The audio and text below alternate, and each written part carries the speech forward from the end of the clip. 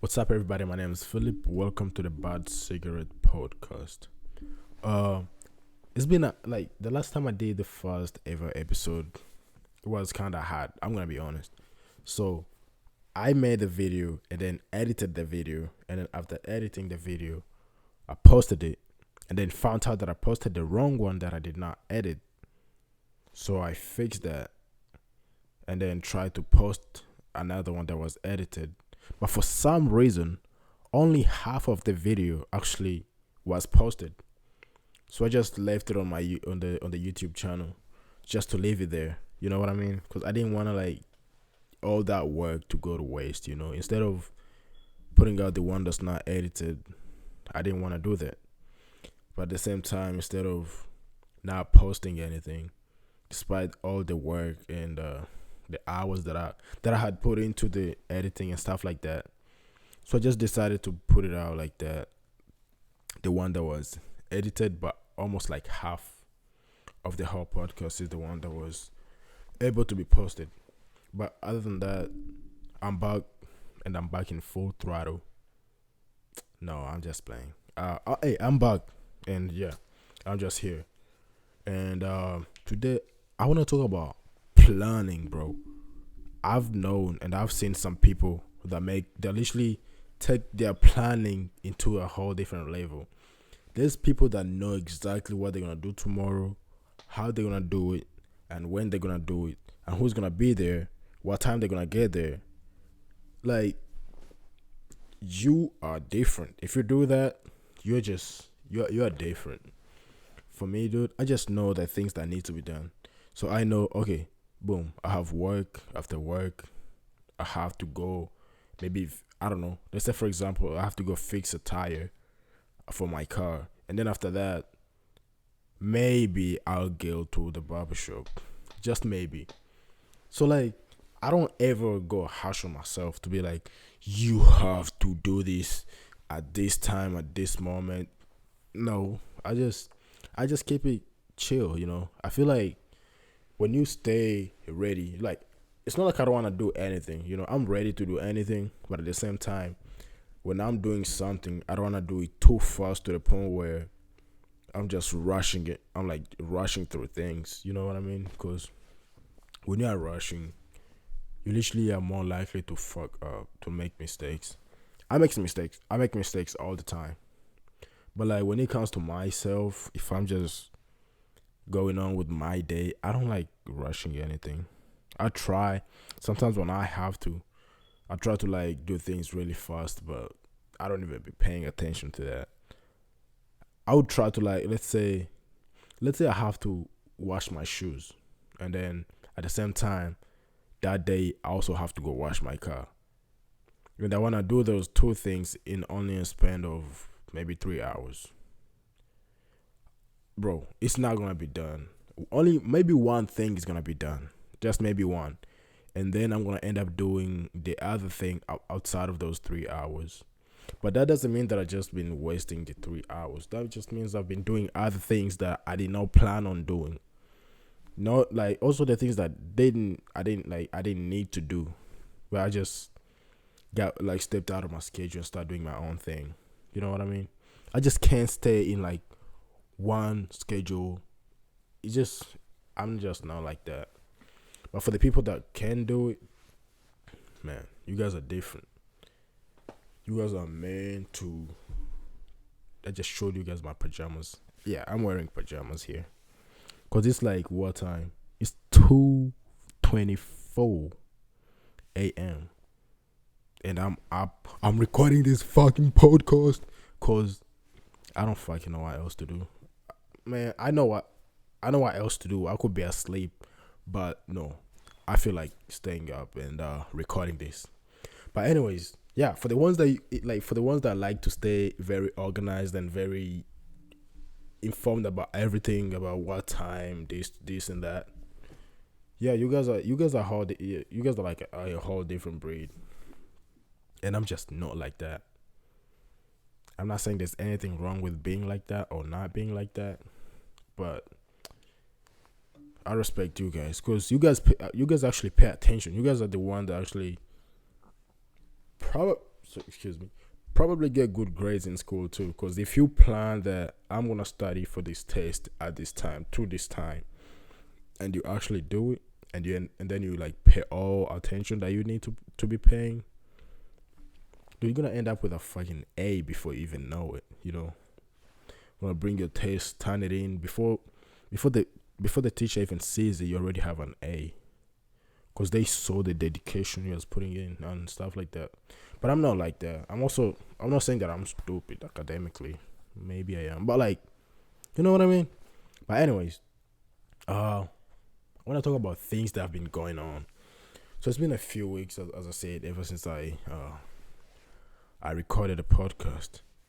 But there's this thing that happened. I was in the store the other day. I've been going in stores a lot, but I was in the store the other day and I'm just walking, looking for something. Literally, every time I go in the store, I don't know exactly where anything is. So sometimes the first thing that I do when I get in the store is look for somebody that know where the fuck that thing is. If I don't want to waste time by like walking around the store looking for it, I'll just walk in the store, start looking around, look around. If I see anybody, let's say I was at Walmart and I see anybody with a Walmart jacket on, boy, I'm gonna chase them down and be like, hey, I can get this and that. And then they just show me and then I go directly there, pick it up and fuck off.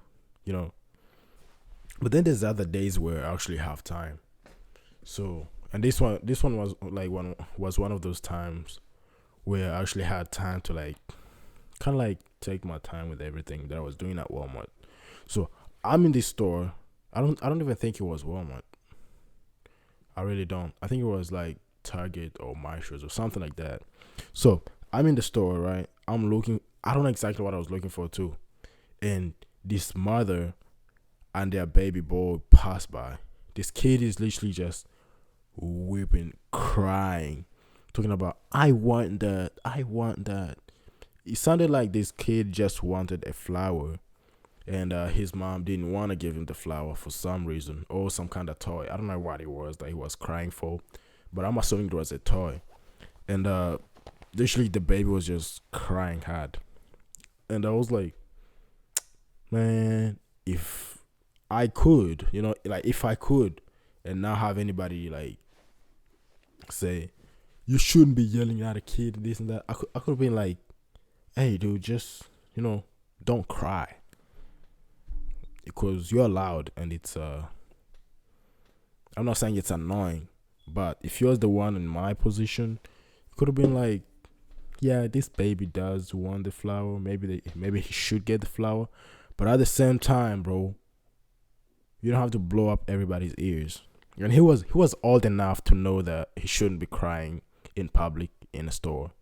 Although he wasn't like a little boy, but he was just a baby.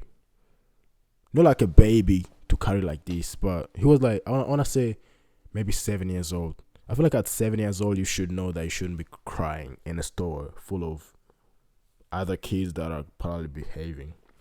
But at the same time, bro, kids just needed a flower or a toy. Just give them that so they don't have to make noise and stuff like that. And other things, bro. I've been learning a lot. Let me talk about school. So, time is really going fast and people are getting ready to graduate. Most people have already graduated, especially in high school. You walk into the internet, you look the wrong place and you see somebody with a diploma. And that's a good thing. When I was graduating high school, I wasn't really sure what the fuck was gonna happen after that. You know what I mean? But something good happened. Something like there's always something to do. There's always something good out there. You just gotta find it, and then you just gotta be in a position where you can take over whatever needs to be taken over.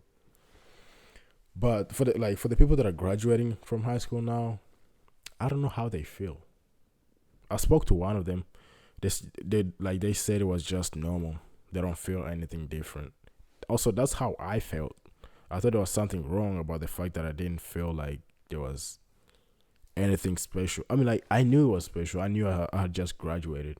I was wearing this black robe and some kind of, I don't know how you call it, some kind of thing you put on your shoulders.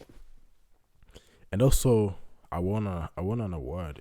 It was called the Griffin's Award. Um, and although I was excited, it was so exciting. But like when I looked like really, really, really deep in, I'm not saying that I just didn't feel any different. You know, I was just ready for the next step in my life. I was like, okay, I'm done with high school. Now, what is next? But like before that, I was like, okay, I'm gonna take maybe a few days of not working, not worrying about school, and getting ready for a life after high school. But that didn't happen. Instead, what happened is that I graduated on on Friday, and then on Saturday I went to work, and then Sunday I was off, and then on Monday I started a new job, which I'm at right now still. And that was like a year ago, almost a year ago, if not already. But then at the same time, I started going to trade school, so that was a good thing. And I feel like for the ones that graduated this year, a few days ago, if you're out there and you feel like, oh my God, I don't know what to do, this and that, bro, take your time. You know what I mean? Take your time and speak to your parents. Make sure, I feel like your parents know a lot more people than you know, and they can help you out. Try to like also keep in touch with your school counselors. They know a lot of opportunities for you. Like by this time you already have, like, you already know where you're going to college. If you're going to college, you already know why. You know, like, you already have a plan, because most school counselors will make sure that you know what's going to happen after high school. They'll make sure that you have a plan. I feel like that's exactly what they're supposed to do anyways. But if you don't, or if you're not sure, my advice for you is find something. Oh, if you're like one of those people who just want to take a gap and only a year off, do that. You know, just work this year and then go to school next year. There's so many reasons why people do that. Usually it's like, oh, they're not sure about what they really want to do. So they just take a whole year off of school and not do anything. You know what I mean? And I mean, just if you don't have a plan, take your time. Just find one. There's always something out there.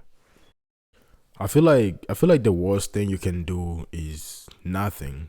You know, knowing that there's a problem that needs to be solved, and you choose to not do it, especially if it has something to do with your future. I feel like that's when it's a problem. You know what I mean?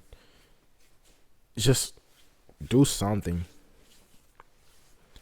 You know, you can wait for a year, and then also, like, while you're waiting, you just can't just sit there and wait. There's always something that needs to be done.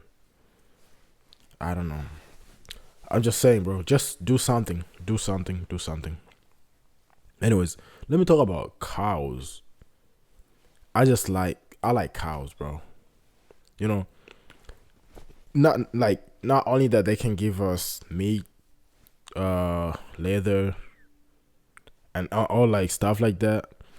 I think, I don't know. Like, every time I've been on Instagram, I just been seeing a lot of cows, and also when I'm at work and I have to like drive all the way in the countryside for pest control, I get to see, I get to pass by like fields and stuff like that, and I just see a whole bunch of cows, and standing from the top of, not like the top of the mountain, or like, let's just say on top of a hill, and looking down, and there's a whole bunch of cows in the field, like spread all around. I don't know what is it about that I like, but I do like it. I just like cows, bro. I remember when I was young, my neighbor had cows, and excuse me, we would go there every morning to watch him milk the cows, because every single morning, literally every single morning, he would wake up. It was like a routine. Grab a bucket, go out in the back of the house where the cows were, and then milk them. You know, I didn't know what he used to do with the milk because I was so young and I don't drink milk. But I felt like it was the coolest thing ever. Every morning, just watching him milk the cows with his hands too. They wash the cows milk entrance or milk, I don't know, cow's breast. And then after washing it, they also wash their hands, and they always make sure that the bucket is also clean. And then they start pulling the milk outlet. Let me just say that. And then the milk comes out, and then they take it in the bucket, do whatever they need to do with it. And I don't know. I don't know. I just liked it, you know. One thing like every single time I get a chance to speak to a farmer or somebody that owns cows, there's always something new to learn. Like last time I spoke to a farmer, I asked him like if it was expensive to raise a cow, and he said, "Oh yes, it's expensive, especially But then he said that it depends on what kind of cow it is, and then also the season. The season changes. The amount of food and the kind of food that you have to give the cows changes and stuff like that. So it's literally an active kind of thing. And after he told me everything, I thought twice about my desire to like once own a cow or some stuff like that. But hey, and then like one thing else that he told me that sometimes, like every time you walk, you drive around the neighborhood on the countryside or drive close to a field and you see a whole bunch of cows, that doesn't always mean that the person that owns the property also owns the cows. They might be the one that's like taking care of the cows and stuff like that, but that doesn't always mean that he's the one that owns the cows. You know, he told me that sometimes dairy companies or food companies buy cows and then they bring them to you if you own a big property, and then they bring the cows to you, and then you literally take care of the cows, and then after that you can like it's almost like a contract. So you take care of the cows, and then after that, when they feel like the cows are ready to be taken to like, I don't know, whatever purpose they have to use those cows for, it might be food or other things. When it's time, that person, whoever owns the cows or that company, comes in, picks up the cows, and that's when you get paid. And then they take the cows with them. And I was like, wait a minute. And then it clicked back, and I was like, okay, so you don't actually get paid. It's not like a monthly thing where you're making profit right away. It's not like that. What it is just like you raise the cows, and then when they come to pick them up, that's when you get paid. I don't know. I thought that was kind of stressful too. And I was like, I don't know about that, you know. And then for the ones that actually raise their own cows, they can actually sell the cows whenever they want, or prep the cow for meat and then sell the meat and stuff like that. And I don't know. It is always something new to learn. When I like learned about that, I don't know. I feel like Nani raising cows was more complicated than I thought. I just would pass by cows and look at them and be like, oh yeah, that's a nice cow, this and that. Also, the weirdest thing of everything is that I have never seen a cowboy or like a farmer next to a cow in the field. Like every single time I pass by a place and they have a whole bunch of cows, I don't ever see any human there. So what time do they take care of the cows? And when it rains, do the cows just know where to go? Like go back in the barn and hide? Or do they just stay under a tree or something like that? And also, how do you give them nutrients? Like, also, like, there's so much that I didn't know. So every time I would pass by a pasture or a field full of cows, I would think that the cows were eating every single grass that was inside of that pasture. Turns out that cows also have favorites. Like, they have like a specific kind of grass that they like to eat, and then they have another one that's now their favorite. So they usually would choose what kind of grass they want to eat and what kind of grass they don't want to eat. So in my brain, I thought that if you put a cow or like 60 cows in a bush like full of grass, they'll literally eat the whole place. They're just gonna mow it down. And turns out I was so wrong. They're picky. So they choose whatever they wanna eat, whatever they feel like it's good for them, stuff like that. So it's not like you have to like force them to eat something nutritious. They know what's nutritious for them, and they choose that and they eat that. Also, like whichever is the most delicious too. But I feel like there's always some human interference where they come in and they give them some specific things. Food could be pesticides and stuff like that to make sure that they don't get bothered by fleas, ticks, or other things like that. But I just didn't know that cows chose what to eat and what not to eat. I just I just didn't. I just thought like they eat everything that's green.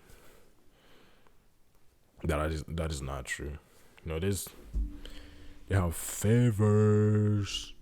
Also, like, what about sometimes I pass by fields that are way too big for somebody to like. You can't even look on the like on the other side of the field, and like what I wonder is when it rains, do those cows just run back to the barn? Do they just race, or do they just stay there until the rain stops? And also, sometime when I'm let's say I passed by a field like twice a day. No, not twice a day. Like every day, like in the whole week. Sometimes I will pass by, and there's like cows there, and then come back the next day, almost like at the exact same time, and there's no cows there, and I'm like, where did the cows go? You know what I mean? And also, I learned about hay. I don't know. I feel like I'm just yapping about what I learned.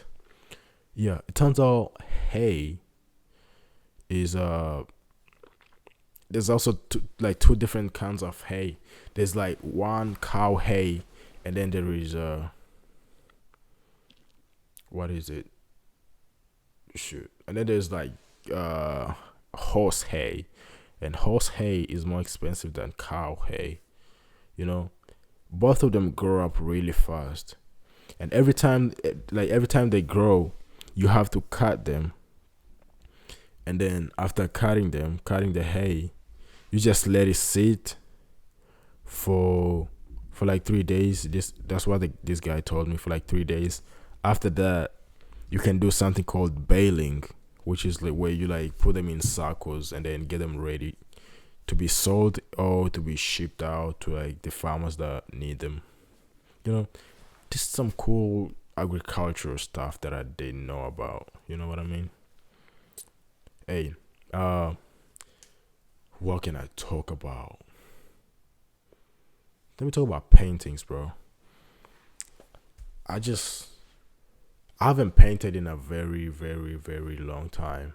There's I feel like there's no reason for that, because if I really feel like painting, I feel like I would just sit down and paint. But I have not done that in a while. And I'm not like feeling bad about that. You know what I mean? I have like a few paintings. One of them is hanging up there, and others are just hidden somewhere in my house for no reason. I don't know. I haven't done any. It's been a while since I painted, and I feel like I want to go back to it, or like do it with some friends. Sorry, I keep showing you guys my pajamas, and I feel like I feel embarrassed. But anyways, I feel like there's so many styles when it comes to painting, and most of them, especially nowadays, are the type of paintings that are considered abstract, or the paintings that almost anybody can do, which is true, which is true. But I'm not sure if it is appropriate to tell somebody, or to like look at a painting and be like, oh, I could have done that, because like you obviously didn't do it and they did it, and that's why they're getting all the credit, and you're just saying that the thing doesn't look good. The thing might not look good, and but I mean, it's there to be looked at. Also, like nowadays, when it comes to like paintings values, like when it comes to like literally money paying, it's just crazy. A few days ago, I was driving from work, and I follow Christie, the auction house, on Instagram, and they were hosting an auction. Excuse me. They were hosting an auction, and they sold one painting, I think for like maybe a few hundred millions. And I just sit down and ask myself, who the fuck is paying hundreds of millions on one painting? One painting that was made in like a very, very, very long ago. Who is spending that much money on just one painting? And like the craziest part of everything is that you never see these people that are spending all this money on paintings. Like you never see them. They just send somebody, or like a representative, and that person is the one that takes care of business, and they just they stay on their couch watching TV. They're probably watching the auction on live too. But like, why are you paying hundreds of millions for a painting? It just didn't make any sense to me. But also, like the painting, I don't remember exactly what the painting looked like, but it may have not been like a very crazy look, like like a very cool kind of, classic painting. It might have been just a regular painting made in a while ago by a guy that's very, very, very, very, very famous, and that's why it's worth that much. And that one painting is the one that blew my mind, because it was the most expensive one that they had sold during that auction. I'm not sure actually, because I started watching the auction later, and I stopped watching it also earlier.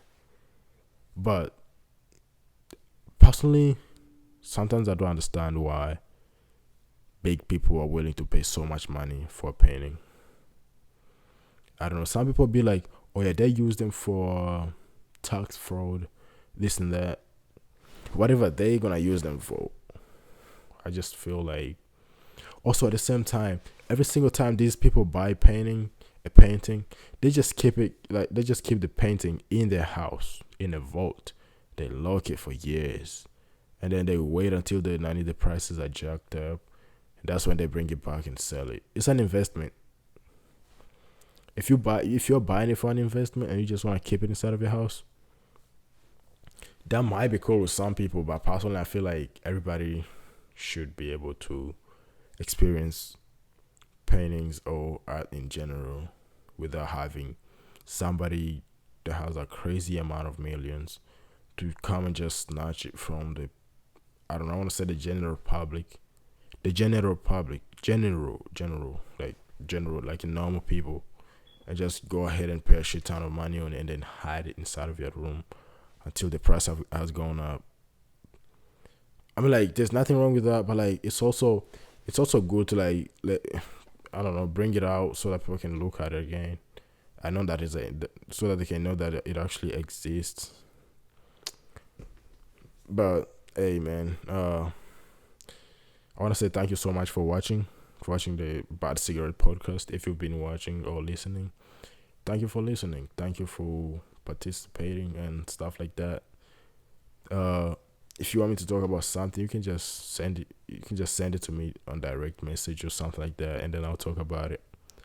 But again, anyways, my name is Philip, and thank you so much. And this is the closing of the this second episode. I don't know when I'm gonna post it, but I will try to do it ASAP. Salute. Trust my instincts, I move. I'm so unstoppable. All of a sudden, sudden.